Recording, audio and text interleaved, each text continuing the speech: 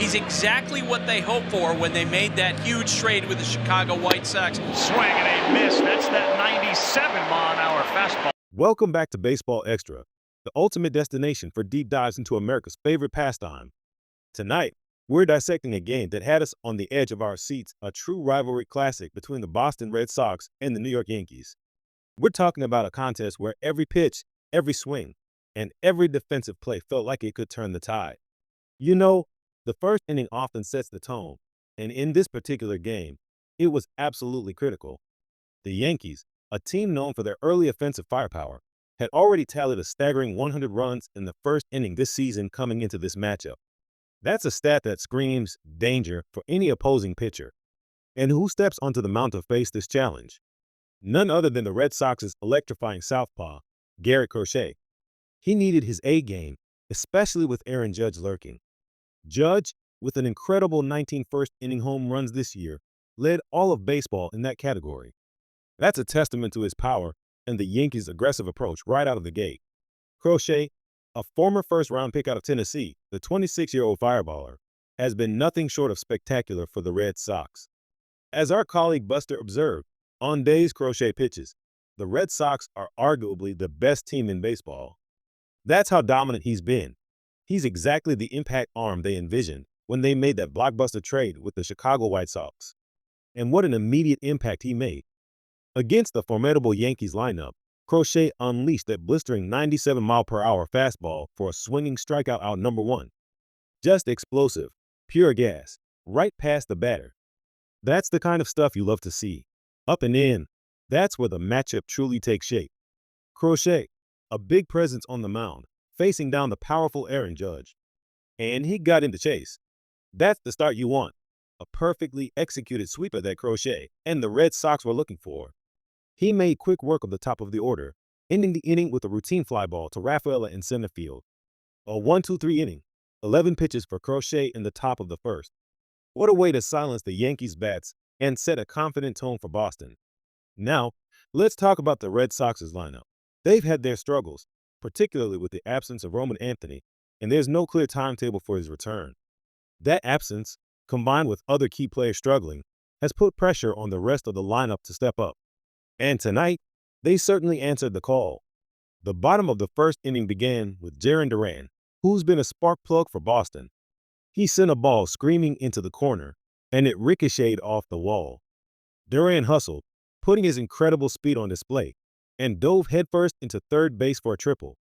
That's his 13th triple of the season, leading the league and putting immediate pressure on the Yankees.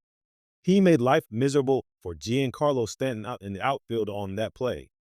You just want to get it to Duran all night long with his speed. Then came Alex Bregman, who drove in Duran with a sharp single right back up the middle. What a start for the Red Sox on a Sunday night. After Duran's triple, Bregman picks up his 59th RBI of the season. But Boston wasn't done. Another ball went the other way, a hard-hit single past a shaded Jazz Chisholm Jr. at second base. Back-to-back singles for Boston, and with Warren, the Yankees starter, was getting hit hard early on. 2 runners on, and up stepped Nathaniel Lowe, the cleanup hitter and first baseman for Boston. Lowe then sent a seeing eye single into shallow right field. No play at the plate, and just like that, the Red Sox took an early 2-0 lead. Now, Boston had been struggling with runners in scoring position in this series, going just 1 for 15. But tonight, they delivered in their first 2 chances. And the hits just kept coming. Another ball got down. Slater over there and right, it ricocheted off the wall. Story scores, and that's a double. The Boston Red Sox had started the night with 5 consecutive hits. It was a nightmare already unfolding in the first inning for the Yankees. The Red Sox now held a commanding 3-0 lead, absolutely tattooing with Warren. 1, 2, 3, 4, 5 guys had all hit the ball hard. Up next was Masataka Yoshida, with runners on second and third. Yoshida sent one to center field. Bellinger went back, still back, and made the play. But tagging up from third was Lowe, who scored easily. A 4th spot in the first for the Red Sox. Then came Rob Refsnyder, the right fielder, hitting a respectable 280. Chisholm Jr. considered going to first, but another run came in. Refsnyder picked up an RBI, making it 5 runs in the first inning for Boston. You can bet Garrett Crochet was pleased with the results of that opening inning. 5 different players with an RBI in the first. You absolutely love to see that kind of balanced offensive attack. But wait, there's more. Up stepped Carlos Narvaez, the former Yankee catcher. He swung and drove one high and deep into center field, and it was gone. A monstrous blast for Narvaez. The Red Sox bats were absolutely all over with Warren, extending their lead to a stunning 6-0 in the first inning. This was an offensive explosion that sent a clear message. Now, let's revisit that incredible pitcher-hitter matchup, Crochet versus Judge. I mean, you try to think about some of the great matchups in baseball, Judge against Ohtani, or some of the legendary pitchers in the National League. But honestly, what's a better starter-hitter matchup than Crochet and Judge right now? And once again, Judge ticked his swing, and he went.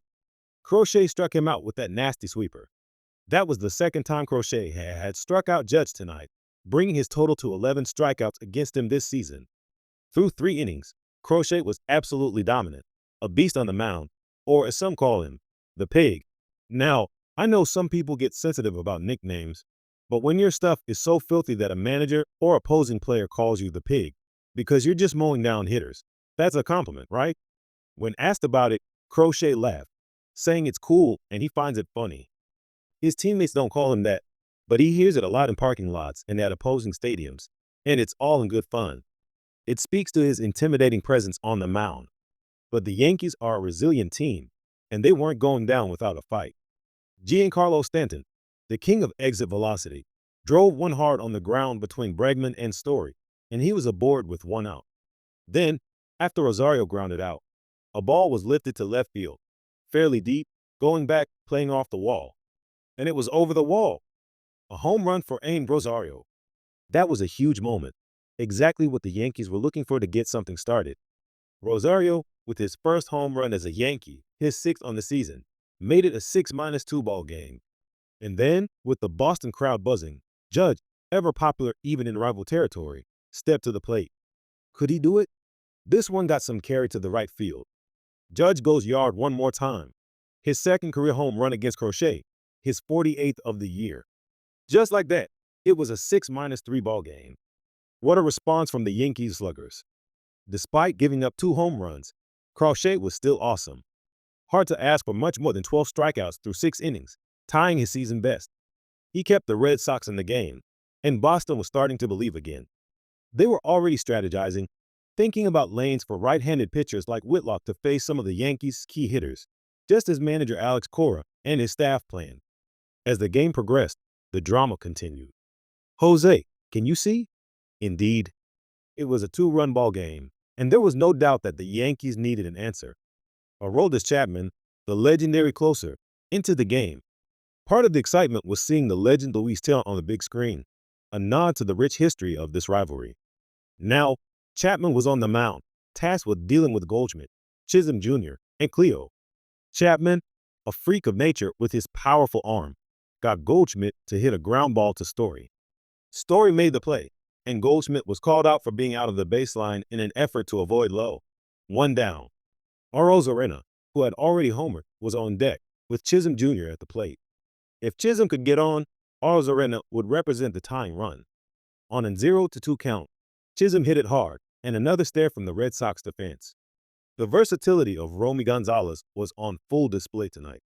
Playing first base and second base, he made a couple of very good plays. The Red Sox infield really showed up, and Gonzalez had a lot to do with it, making plays to his right and this time to his left. The Red Sox were just 1 out away, attempting to salvage the final game of this crucial series with the Yankees. A 100+ mile-per-hour pitch from the closer, and he delivered. A Red Sox 6-4 victory in the 75th meeting between these two storied franchises on a Sunday night. What a fantastic game, full of twists, turns, and incredible baseball. This game was a perfect example of why we love baseball. The individual battles, the team resilience, and the sheer unpredictability of it all. From Crochet's dominant early innings to the Yankees' powerful comeback, and finally, the Red Sox's clutch defense to seal the win. It truly had everything. What an incredible night of baseball. We hope you enjoyed this deep dive on Baseball Extra. Don't forget to like this video and subscribe to the Baseball Extra channel for more in-depth analysis highlights, and discussions on all things baseball. Your support helps us bring you more of the content you love. Until next time, this is Baseball Extra, signing off.